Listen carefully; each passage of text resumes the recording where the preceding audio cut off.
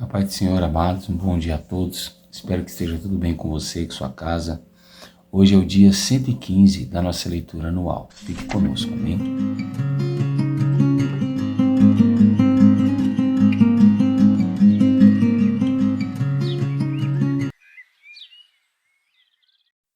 Amados, a nossa porção diária de hoje se encontra no livro de 2 Reis, capítulo 18 e o capítulo 19, amém? Lembrando, para você que está nos acompanhando há pouco tempo, nós vamos ler a Bíblia inteira esse ano juntos, né? E vamos aprendendo com o que Deus tem a nos ensinar aí no decorrer do ano, tá bom? Nosso texto devocional de hoje se encontra no capítulo 18 e os versos serão os versos de número 5 e 6, tá bom? Se você não fez a sua leitura, separe um tempo, se dedica a ela, do capítulo 18 ao capítulo 19, tá bom? Depois volte aqui para o vídeo ou separe um momento no seu dia para fazer essa leitura. Bom, a palavra de Deus diz assim, no capítulo 18 de 2 Reis, versos 5 e 6. Ezequias, pois, confiou no Senhor, Deus de Israel, de maneira que não houve ninguém como ele entre todos os reis de Judá, nem antes, nem depois dele, porque se apegou ao Senhor, não deixou de segui-lo e guardou os mandamentos que o Senhor ordenou a Moisés. Amém? Bom, amados, nós vamos ver hoje o início da história de um homem fenomenal, né? Um homem que em seus dias ele teve um diferencial muito grande, né? E como nós já vínhamos falando, né? O reinado do norte, que é o reinado de Israel, tem uma sequência aí hereditária de pessoas que não temem a Deus, né? Já o reino de Judá parece oscilar menos quanto à sua confiança, tendo homens em mais sequências, né? Que confiam no Senhor. Bom, no terceiro ano do reinado de Oséias, que foi o rei que nós comentamos ontem, né? Sobre Israel, Ezequias, ele é filho de Asa, né? De Acás, que é aquele rei que temeu a Deus também que nós mencionamos ontem.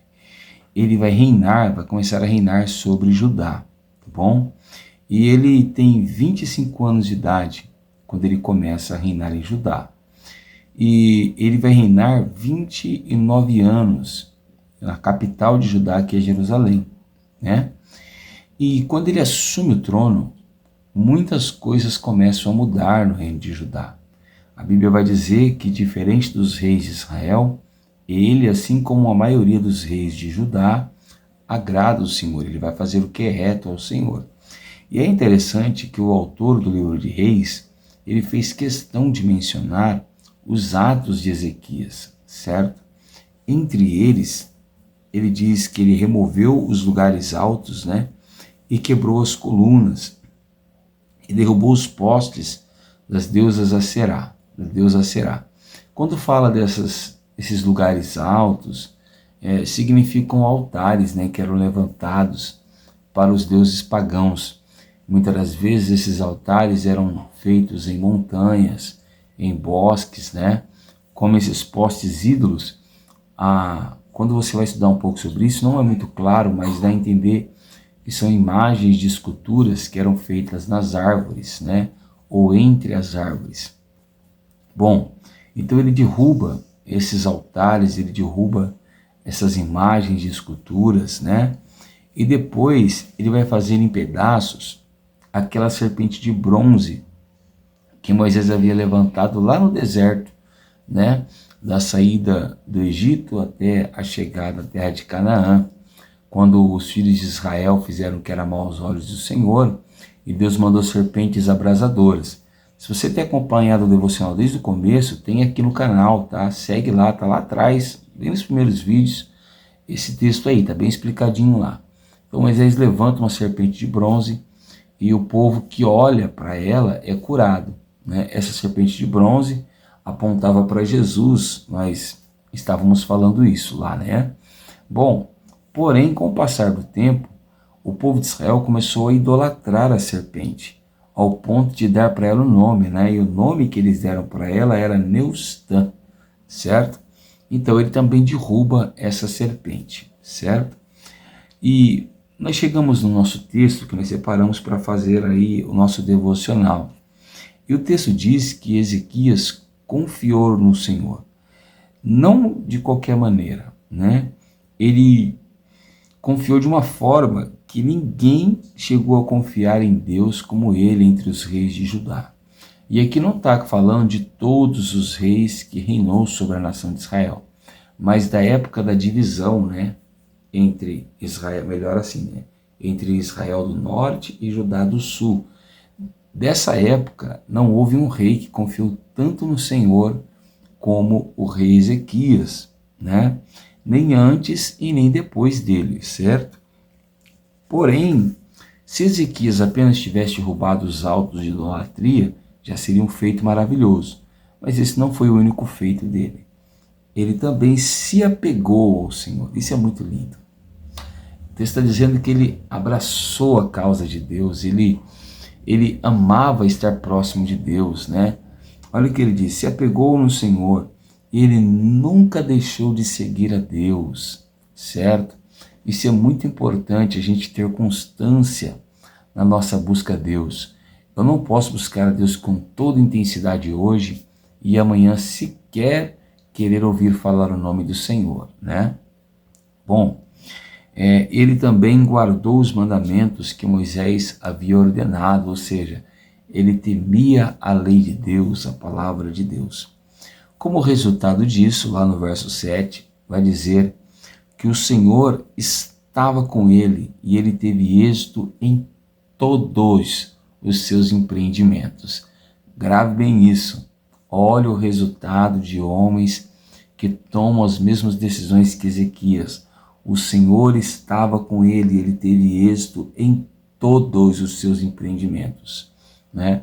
Então esse texto vai mostrar para nós que existe uma recompensa para o homem que teme a Deus, para o homem que prefere adorar somente a Deus, que não reparte as suas adorações com os ídolos, para o homem que se apega a Deus, que não se afasta dele e que ama a lei de Deus. Não é fácil viver assim, mas tem grandes recompensas. Nesse período de tempo, ao contrário de Ezequias, Oséias, ele é derrotado, né, por São Manassés e eles são levados cativos, amém? Então, nós já temos o início, né, já vimos isso ontem, temos o início aí do cativeiro de Israel, certo? Bom, mesmo com todo esse temor, vai se levantar o rei da Síria contra Ezequias, que é o rei Senaqueribe. E ele vai enviar um mensageiro que se chama Rabsaqué, e ele vai afrontar o povo de Israel diante da muralha, lendo a carta de Senaqueribe. E a carta dizia para Ezequias não enganar o povo de Israel e nem incitar o povo a confiar no Deus de Israel. E dizia também para o povo não seguir a Ezequias e muito menos o Deus de Ezequias, porque os deuses das outras nações não puderam livrar as nações de Senaqueribe, e Israel só tinha apenas um único Deus, e esse Deus também não poderia livrá-los. Porém, amados, quando Ezequias ouviu falar disso, ele rasgou as suas vestes, procurou o profeta Isaías, né, e disse tudo o que ele havia ouvido. Então, o profeta Isaías responde para ele dizendo que ele não deveria temer e nem deveria se assustar, porque o Senhor lhe daria vitória, certo? Bom, mas Ezequias não para por aí, e isso é que é o fenomenal desse rei, né? Vai dizer que ele pega a carta dos mensageiros na mão e ele vai entrar na casa do Senhor e ele vai abrir a carta diante do Senhor como se Deus não soubesse, né, do que o rei havia escrito, né, o rei Senaqueribe. E ele lê a carta para Deus, para que Deus ouça as afrontas que Senaqueribe fez, né?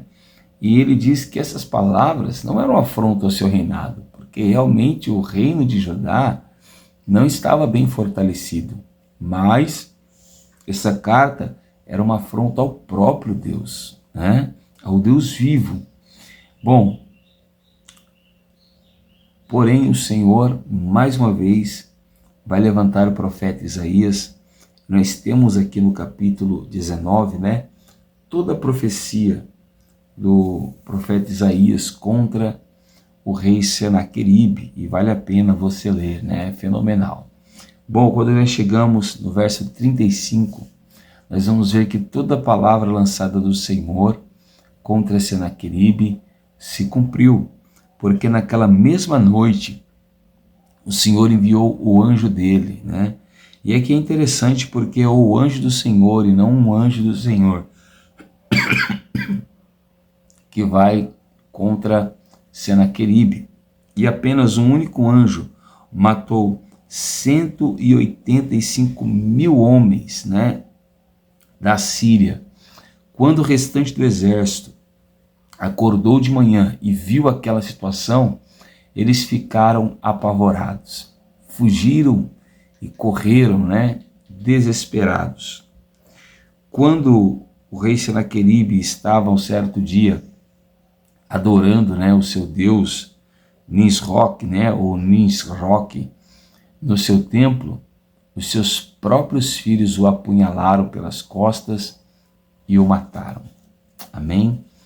Mais uma vez eu quero ressaltar para você que a palavra de Deus, ela é fiel. Amém? Ela nunca deixará de se cumprir.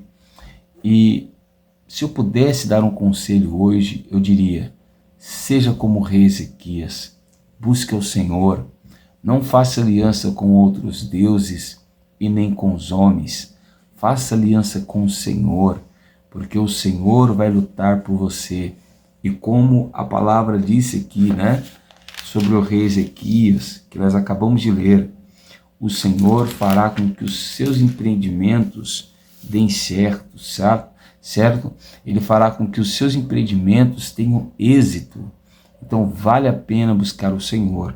Lembre, Ezequias confiou no Senhor, ele se apegou a Deus, ele não se afastou dos caminhos do Senhor, amou seus mandamentos e derrubou todos os altares idólatras que havia no reino de Judá. Faça como o rei Ezequias, eu tenho certeza que Deus irá te abençoar grandiosamente. Eu sou o pastor Tiago da Igreja Pentecostal Poder da Palavra e eu quero orar juntamente com você nessa manhã. Abra o seu coração, feche os seus olhos e ore juntamente conosco neste momento. Amém? Senhor, nosso Deus e nosso Pai, nessa manhã, Senhor, nós queremos te louvar, queremos te bendizer e te glorificar pela sua bondade e pela sua graça. Pedimos o perdão pelos nossos pecados e pelas nossas falhas e te clamamos neste momento para que o Senhor venha ao nosso encontro, suprindo, Senhor, as nossas faltas e as nossas necessidades. Acredito, Senhor, que cada um dos teus filhos que tem nos acompanhado todas as manhãs tem necessidades diferentes, tem passado lutas diferentes, assim como o rei Ezequias estavam passando as suas. Porém, Senhor, assim como Ezequias confiou no Senhor, nós te pedimos, ajuda-nos a confiarmos em Ti, a guardarmos a Tua palavra e não a dividirmos a nossa adoração, a dedicarmos o nosso louvor somente ao Senhor. E assim sabemos, ó Pai, que teremos êxito, ou seja, seremos bem-sucedidos naquilo que fizermos. Seja com seus filhos, conceda a eles um ótimo dia debaixo das suas poderosas mãos. Em o nome de Jesus, amém. Se você, amado, tem gostado desse trabalho, eu vou pedir aí para você deixar o seu like no vídeo. Se você quiser abençoar a vida de alguém, compartilhe esse vídeo com mais pessoas, né? E se você ainda não estiver inscrito no canal, se inscreva no canal, ative o sininho. Dessa forma, todas as manhãs nós estaremos aqui juntos, estudando a preciosa palavra do Senhor. Amém? Que Deus te abençoe, fique com Ele e tenha uma ótima quarta-feira.